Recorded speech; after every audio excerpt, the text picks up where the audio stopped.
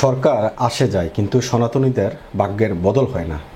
যেই সরকারি ক্ষমতা আসুক না কেন সনাতনীদের উপর নানা ধরনের হামলা ভাঙচুরের ঘটনা ঘটতেই থাকে। কথাগুলো আমি বলছি না, বলছে চট্টগ্রামে আজ শুক্রবার এক বিক্ষোভ প্রতিবাদ সভা হয়েছে। সেই সভা থেকে সনাতনী ধর্মাবলম্বী লোকেরা এই কথাগুলো বলছিলেন। গত 5ই আগস্ট সরকার পতনের পর সারা দেশে বিভিন্ন জায়গায় সনাতনীদের উপর হামলার খবর প্রকাশ করেছে প্রথম আলো। তারা সেখানে বলছে 1080টির মতো ঘটনা ঘটেছে যেখানে সনাতনী ধর্মাবলম্বীদের ব্যবসা প্রতিষ্ঠান, মন্দির, বাসাবাড়িতে হামলার ঘটনা ঘটেছে, যেখানে 2 জনের মৃত্যু হয়েছে। এই ঘটনাকে কেন্দ্র করে ভারতের গণমাধ্যম যেভাবে প্রকাশ করেছে এবং তারা যেভাবে রং ছড়িয়েছে, আসলে বাস্তবে সেরকম হয়নি। তবে সনাতনীদের উপর হামলার ঘটনা ঘটেছে, এই কথাগুলো সত্য। কারণ আমরা বিভিন্ন গণমাধ্যমে যখন সংবাদ দেখি তখন কিন্তু এই সংবাদগুলো এসেছে। সনাতনীদের উপর হামলার ঘটনায় সারা বিশ্বের বিভিন্ন দেশে সনাতনী ধর্মাবলম্বী লোকেরা আন্দোলন সংগ্রাম করেছে। আজকে প্রথম আলোর একটি প্রতিবেদন দেখলাম, যে প্রতিবেদনে বলছে কিছু হলেই সনাতনীদের উপর হামলা হয়, এমন একটি শিরোনামে প্রথম আলো এই সংবাদটি প্রকাশ করেছে। সেখানে বলছে সরকার আসে যায় কিন্তু সনাতনীদের ভাগ্য বদল হয় না। কিছু হলেই সনাতনীদের উপর হামলা হয়, তাদের বাড়িঘর, ব্যবসা প্রতিষ্ঠানে হামলা হয়। আজ শুক্রবার বিকেলে চট্টগ্রাম নগরে এক বিক্ষোভ সমাবেশ অনুষ্ঠিত হয়েছে। এসব বিক্ষোভ সমাবেশ অনুষ্ঠানে এসব কথা বলছিলেন উপস্থিত সনাতনীরা।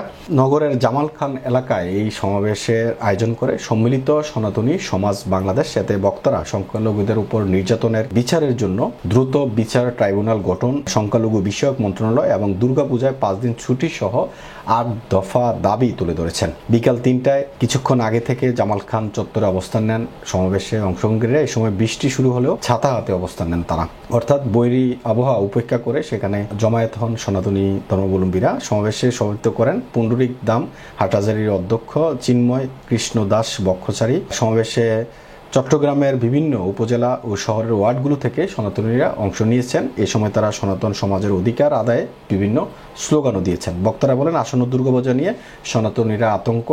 সুন্দরভাবে সনাতনীদের এই সর্ববৃহৎ উৎসব উদযাপনের জন্য বৃহত্তর পরিকল্পনা গ্রহণ করা দরকার। এছাড়া দুর্গাপূজায় ছুটি বাড়ানোর বিষয়ে সরকারের আনুষ্ঠানিক ঘোষণাও আমরা জানতে চাই।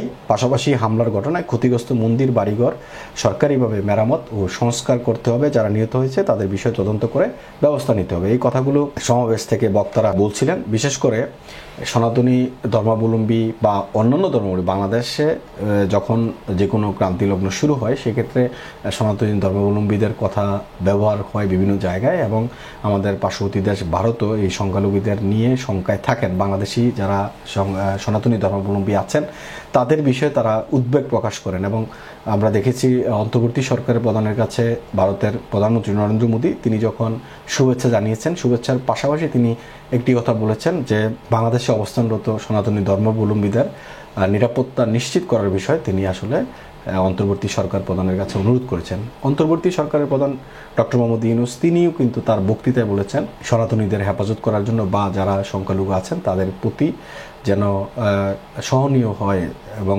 এই সনাতনী ধর্মাবলম্বীদের নিরাপত্তার বিষয়ে তিনি জোরদার করে বলেছেন কেন কোনো জায়গায় যেন কোনো ধরনের হামলার ঘটনা না হয়। তাছাড়া আরেকটি বিষয় দেখেছি, 5ই আগস্টের পরে বিভিন্ন মুসলিম ধর্মাবলম্বীরা এই সনাতনী ধর্মাবলম্বীদের মন্দির, বাসাবাড়ি কিন্তু পাহারা দিয়ে তাদের রক্ষা করার চেষ্টাও করেছে। তো বাংলাদেশ যে সম্প্রীতির বাংলাদেশ, সেই চিত্রটা কিন্তু এই 5ই আগস্টের পর আমরা দেখেছি। তারপরও কিছু দুষ্কৃতিকারী বা অসাধু মানুষ যারা রয়েছেন তারা কিন্তু বিভিন্ন জায়গায় হামলাও করেছেন। তো সুতরাং এই সনাতনী ধর্মাবলম্বীরা যে দাবি দাওয়া নিয়ে মাঠে নেমেছেন বা তারা যে 8 দফা দাবি উপস্থাপন করেছেন অন্তর্বর্তী সরকারের কাছে, এখন অন্তর্বর্তী সরকার আসলে কিভাবে পদক্ষেপ নেয় সেটা এখন দেখার বিষয়।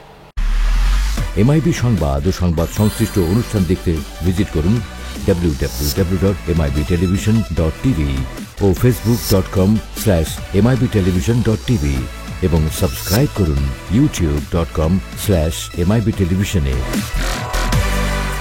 এমআইবি টেলিভিশন, সত্য খবর, সঠিক খবর।